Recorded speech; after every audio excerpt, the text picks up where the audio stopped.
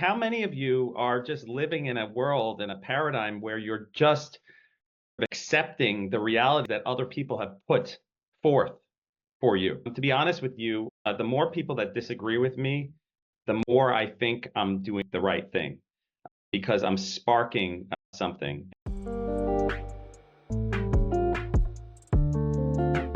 Hey, welcome to Scaling with Confidence. I'm Olu Sobanjo, entrepreneur, coach, consultant, and pastor, here to bring you dynamic conversations with high-level individuals who are scaling 6, 7, and 8-figure businesses. We believe that every entrepreneur has a unique story and purpose that can inspire others and positively impact the world.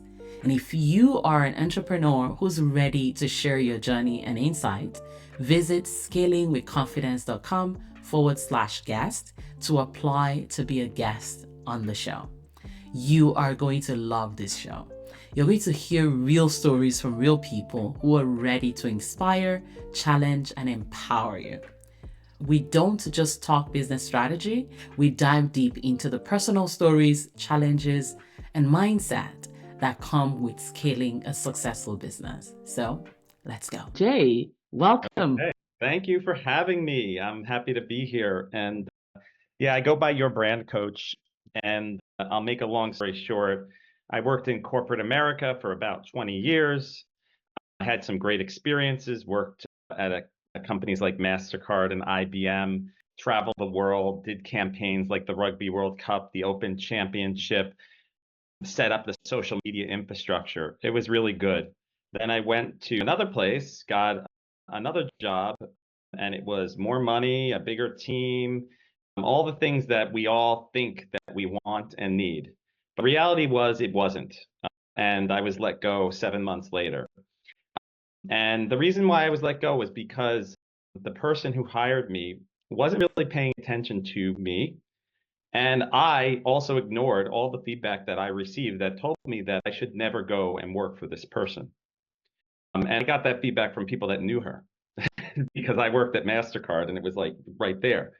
And yeah, it was not a respectful organization and it was not, and it didn't align with my values. But guess what? I didn't have values at that time. And I had values in my mind, but I didn't solidify my core values. So shortly after that, I went to a workshop. And at that workshop, I defined my core values to be candor, curiosity, and collaboration. And it's been getting me in trouble ever since, in a good way. To be honest with you, the more people that disagree with me, the more I think I'm doing the right thing because I'm sparking something. And candor means challenging directly and caring personally. And if someone who I interact with doesn't respect that that's my value and they look at things with a fixed mindset, I think to myself, maybe we shouldn't be working together because it reminds me of a lot of people that I've experienced in my life that have had a fixed mindset that have basically taken me from where I need to be down to the ground. And I really don't appreciate that. So with those values, I started a collective and experimented with that. Then I started Your Brand Coach. I have several clients, mid-sized businesses, small businesses, and I also work with individuals and I help individuals to define a point of view. See, having a point of view is critical. You can't just go out there and say, I'm selling. You need to say something. You need to add value. You need to share something. You need to give in order to receive. And when you receive, you will receive when the people who you are giving to are ready to give it back. Do I expect you to hire me or Olu or anything like that on this call? Olu, excuse me. After when you're ready, that's when you hire us. But if you're not ready, then don't. But the truth is that you might not even know how much you need someone to help you. The reality is that this is a lonely world. And in this lonely world, there are people that are going to be on your team and there are people that are not. And when you vet someone and find someone that aligns with your values, then you know that they're going to be behind you. And if you accept the challenge and respect yourself and respect the person you're working with and allow that person to poke you. By the way, I heard Facebook is relaunching the poke button. But when I say poke you, I'm talking about challenging you, calling out your BS. Like, how many of you are just living in a world, in a paradigm where you're just accepting the reality that other people have put forth for you? Hey, I'm only going to give you a 2% raise this year, even though the company went up $100 million and we increased our profits by this much. We can only give you 2. That doesn't make any sense to me. And so, listen, being an entrepreneur is tough. Being a coach is tough. Scaling is tough. But if you continually publish and continually share, you'll eventually figure something out. And so this leads me to today, where on February 27th, I launched the Marketing Accountability Council. Now, what is the Marketing Accountability Council? I'm not quite sure yet. No, just kidding. I know exactly what it is. I have a vision of it, but I'm building an organization with people from around the world, different perspectives, different viewpoints. And we're going to talk about the future of marketing. And we're going to also talk about what is wrong with marketing today. And I was looking back at my TikToks on Your Brand Coach, and I was looking back at my Instagram feed last night, just doom scrolling before I went to bed. And I realized that the story that I am telling for the Marketing Accountability Council was more defined than I thought 2 years ago. Everything that I've been doing from the point I left corporate America till today has led me to starting this organization. And do I know when and how it will lead to money? Not yet. I do have a plan, and I do have 3 committees that are working with me that I welcome you to consider joining. You could just go to accountability.marketing. That's the domain, and you could sign up for our Substack, which is where I write stuff. And you should comment and then decide if you want to participate. It's totally free, and we're building something big. So that's my summary. Beautiful, beautiful. Thank you so much, Jay, for that amazing introduction. And it's just beautiful to see that in this world that is so crowded with a lot of information out there, it's possible to stand out and actually use your experience, use your stories, use some of the things that you've gone through to create something that would attract a group of people that really need what you have. So you want to go deeper, Olu? Absolutely, right? absolutely. Let's go deeper. I was just telling you before we got on the call that I unexpectedly have my son here with us. And he came into my room and he came in like a wrecking ball. And when I say he came in like a wrecking ball, he sings that when he comes in. I came in like a wrecking ball. And it was it's a little tough for a dad who is about to get on a keynote or even an interview on a Zoom. I'm sitting in my daughter's bedroom right now. Why? Because that's a quiet place in my place. And my 12-year-old son is going to need to figure out how to take care of whatever it is for this hour or half hour. And I have to tell you, if you look back at my journey, you're going to start to see that there's infusion of my personal and professional life. There are no boundaries between that within what I publish. There have to be boundaries with my son for him to respect and understand that dad needs to work, and you're not normally off of school on a day like a Thursday, and I'm going to have to go up in my room or your sister's room and take this call. But when you look at the way I communicate, how I communicate, it infuses personal and professional. There are stories that I've told about my son. He is autistic. He has ADHD. He has been dealt some cards that are very difficult, but at the same time, he is the most brilliant person I know. And when we sit together and we communicate in his language, not my language, in his language, he embraces and understands me better, and I understand him better. For example, what we do is my son is he loves the app called Citizens. I don't know if you've heard of it. It's a scary thing. It literally will tell you 2 feet away there was a fist fight and there's a fire here and this and that. And there's all this stuff I don't need to know, especially about the New York City subway system. But what happens is he gets these alerts. Then he says, Daddy, there's a fire. It's right near us. Let's go. And then I say, sure, let's go. And sometimes I say, no, we're not doing this right now. I cannot go to the fire. We go to the fire. We record the fire. We interact with the firemen. We go to the fire station. We talk to the firemen. Then there are these guys that follow fires in New York City, and then they post those fires. So then a few days later, how cool is it for me to watch on YouTube the fire that I was just at, and then talk about what happened, how fast the response was. Sometimes we make it to the fires before the firemen. Isn't that crazy?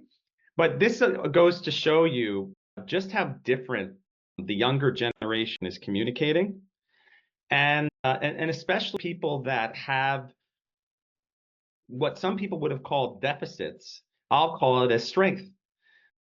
I think my son is going to invent something really big, really great for the world if we allow the world to not put him in a box.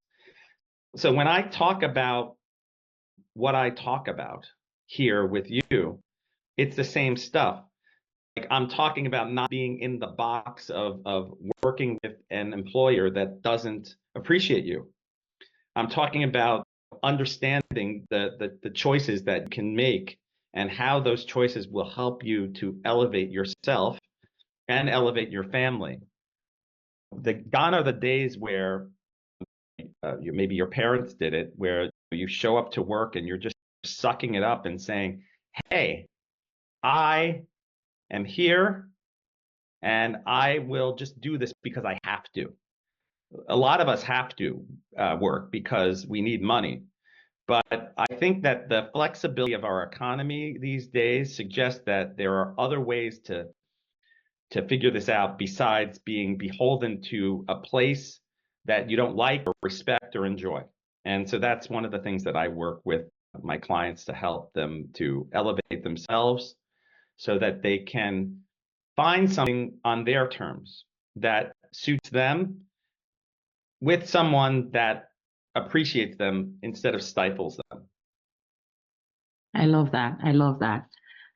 I love that so much. And thank you so much for sharing about your son with us. It's just so beautiful to see the uniqueness that each person brings to this world and the gift that is for the world. And you know, as you were also sharing about your personal experience at work before you left, right? It's very interesting how things happen in order to lead you to a place where you discover yourself. Yes. Where you discover your story, where you discover the power that is in your story. And then you're able to step into the world at a higher level, offering yourself to the world, right? Offering yourself as a gift to everyone that sees you. You know, I joke around with my clients. I say, you must, for anyone that chooses to have a business as an entrepreneur, especially online, you have a little bit of craziness in you because is it not hard enough? Not in the box. You're not Exactly. protected. You don't get insurance. No. No one is giving you a paycheck every 2 weeks. If you're sick, you don't call in sick. That's not a possibility in my world. And so if we're talking about scaling, the other thing that you should know is that there are options that help us to scale and keep our sanity. Just because you are an entrepreneur doesn't mean you need to do everything. Think about all the services and software and technology that are so accessible these days that weren't accessible. Remember, starting a business 20 years ago, you would have had to rent an office. You would have had to buy a whole computer system. There was no cloud. There was no SaaS software. There was none of that stuff. So yeah, you as an entrepreneur, you need to build up a support system, and you also need to create something that allows you to, as my therapist says, breathe. I think he'd be very proud of me right now. You have to breathe, and you have to realize, and this goes to my book, by the way. My book, Brand Strategy in 3 Steps. I start the book by telling you a story about you.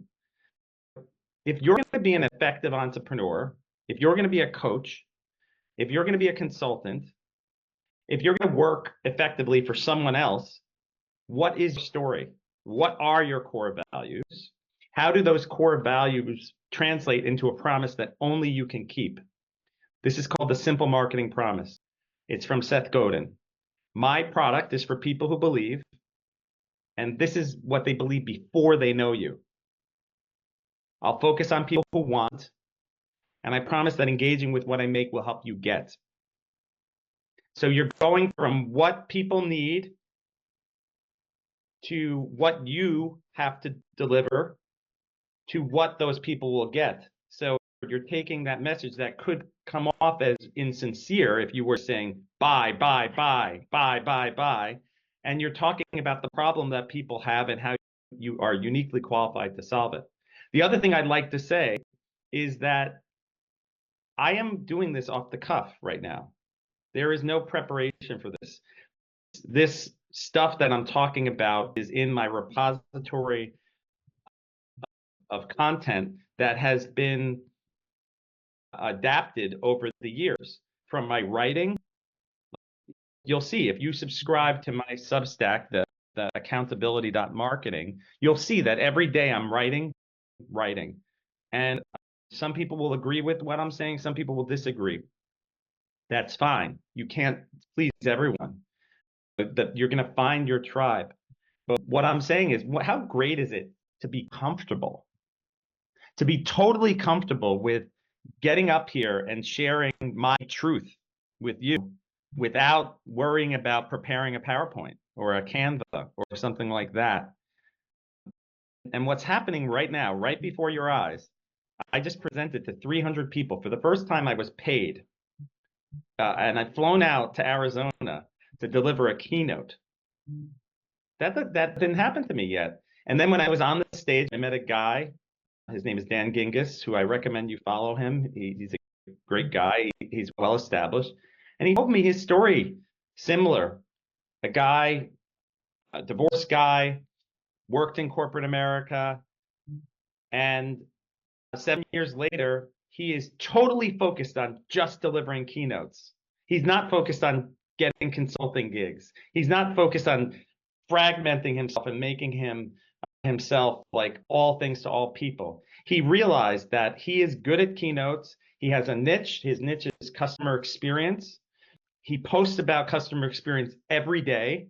I put on that little alert thing, and I get his posts every day. It's consistent, right around 10 o'clock. They're thoughtful. People are commenting. So what does that have to do with you? It means you got to start. You got to get out there, and you got to get out there without that GPT. I'm not saying without totally. I'm saying with it as a support system to make your ideas better. You can't go into ChatGPT and say, hey, make a post for today. You have to say, today, I presented a keynote and I talked about these 4 things, and I'd like you to help me refine those ideas and make them into something great. And then you could take those prompts and you could, then it will spit something out. And if you don't quite like it, use your brain and edit it. Don't just blindly post it. This will not get you to where you need to be. just putting yourself on autopilot. You need to have a point of view. The point of view comes from the simple marketing promise. And when you have the simple marketing promise, you should be thinking about how, when you deliver your message. And you should also think beyond online. Get out there, go to conferences, meet people, have coffee, and always don't be afraid to promote what you're doing and how you're doing it. All I need is people to get on my list and see what I have to say and participate. And if you feel that what I'm doing is something you want to join, then bravo. But I'm not going to be convincing you to join me with really hardcore sales tactics that are like putting unfair pressure on you.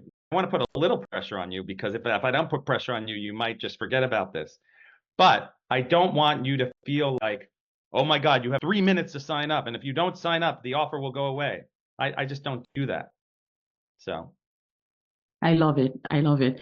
Thank you so much. But I'm super excited because of the angle that you take in this, because a lot of times entrepreneurs believe that they need to be perfect and their message needs to be perfect for the brand to be amazing. Yeah. And you're saying start from your truth. Yes. And just build it from there. Build it from there. And I'll say something else. When I worked in big companies, brand meant this is the font you will use. This is the color you'll use. This is a little off. I actually was the enforcer. I was like, you're not quite using MasterCard Orange. And it's like I realized like how like in the world of brand equity, I will not tell you that the idea of enforcing brand guidelines is wrong. But what I will tell you is, as an entrepreneur, whether my font is Calibri or Helvetica, it doesn't really matter at this stage. What matters is that I'm connecting with the right people for my message. And that's it. So if you feel that what I'm saying is something that you'd like to participate in, I've done my job. I've built my brand. You know what you're going to get. You know what you're not going to get. And then eventually I might make it a little more polished or a lot more polished. Eventually I might hire a professional designer. And do I value professional designers? Absolutely. But I also value the fact that in this world, there are lots of tools, as I said, that allow us to express ourselves. Just be careful, though, because if you are off topic and random, you'll lose your audience. Make sure these are the 3 things I post about on these channels. And maybe you go on another channel to post it. I have, I'll just say one more thing and then we can open up for questions. I have a TikTok called Time for a New Sign. I go around making fun of ridiculous signs. Really funny, really. I saw a salon in the Bronx. It was called the Glam Shop, but it literally looked like the Clam Shop to me. And I just made total fun of it. I'm not getting my nails done at the Clam Shop. And silly things like that. And why do I do it? Because on that channel, it's fun. It's an ability for me to express myself and share how I look at the world. A lot of people say to me, "You're crazy." I'm a marketer. Maybe I'm a crazy marketer, but if you don't understand brands and you don't understand how to communicate to people, and if you own a pizza shop and your pizza was $1, but now it's $2.50, you can't just X out $1. Like you can, if you want people to think of you as, wow, this pizza place that's making my pizza doesn't take enough care to literally change their sign. I wonder what they're doing with their ingredients. That's what I think. So that's why I use these as platforms to express ourselves. My product is for people who believe.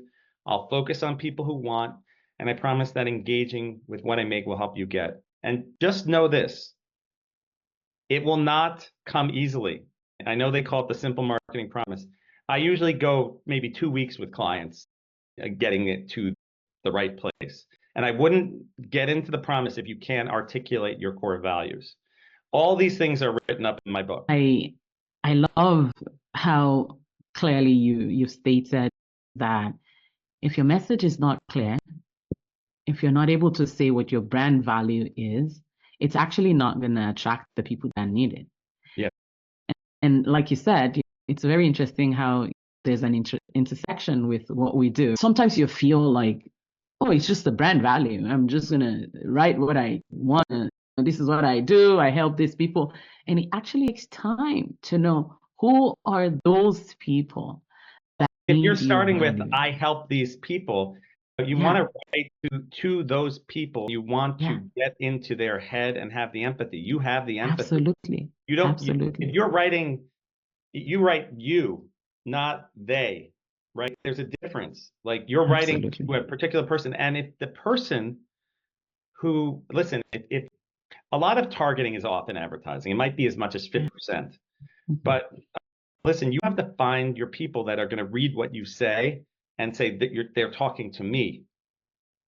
And that's what I'm talking about. It's not about just writing what you do. It's about writing what the audience needs, and then how you could be their guide.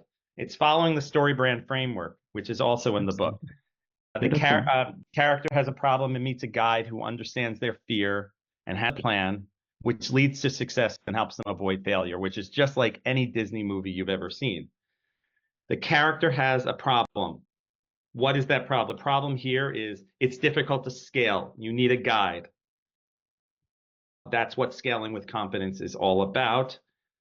And then the guide will help you because she thought about the process and she came up with a methodology, and she's done this before, and she has a track record that led her to this moment. So there you go. That's why you would scale with confidence. Why don't you tell us where we can reach you one more time as we wrap this up? And I love doing this. This is really funny because I feel like I'm on the radio and then they say to the DJ, so where can they reach you? No, just kidding. No, you can reach me at jaymandel.com. That's where you can find everything. And there's even a link to accountability.marketing. That's the domain, accountability.marketing. And what you do when you get to that is you just click on that Substack, any of those articles, and just make sure you subscribe. It's free. If you wanted to pay, you could. That's the way they set it up. But it's totally free. But what's surprising is people are paying me. I've received close to $500 worth of contributions from people who have just decided that they want to pay, which is a totally different paradigm than anything I'm comfortable with. But I need it, and I want it, and I deserve it. There you have it. And you deserve it. Absolutely. I love that. And just want to say thank you so much, Jay. Thank you so much for listening to Scaling with Confidence. If you'd like to be featured on this show, check us out at scalingwithconfidence.com/cashflow and attend my next live challenge where I'll reveal the 3 secrets to increasing your visibility for more profit.